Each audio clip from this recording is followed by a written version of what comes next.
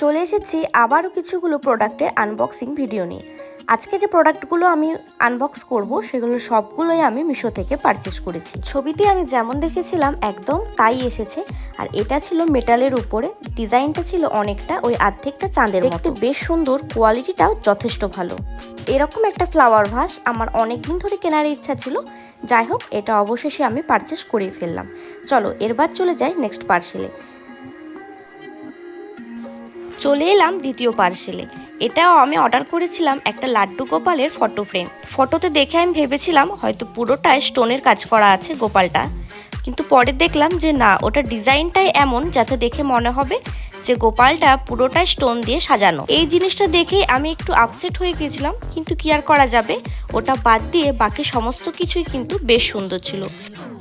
এরপর চলে আসবো 3 নম্বর পার্সেলে। এটা হচ্ছে গোপালের একটা বেডিং সেট, যেটার ভিতরে দুটো পাশ বালিশ, একটা মাথার বালিশ থাকবে, আর তার সঙ্গে বেডিং এর সেটটা পুরো থাকছে, সাথে মশারি। এটা কিন্তু বেশ ভালো।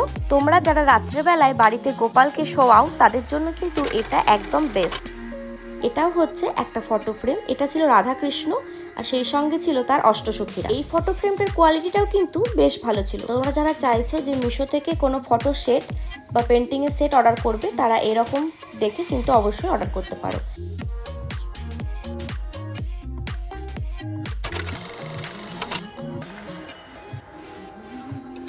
আর একদম শেষ পার্সেলে চলে এলাম।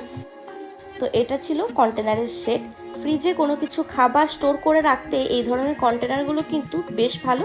তোমরা চাইলে এরকম কন্টেনার মিশো থেকে কম দামে পারচেস করতে পারো।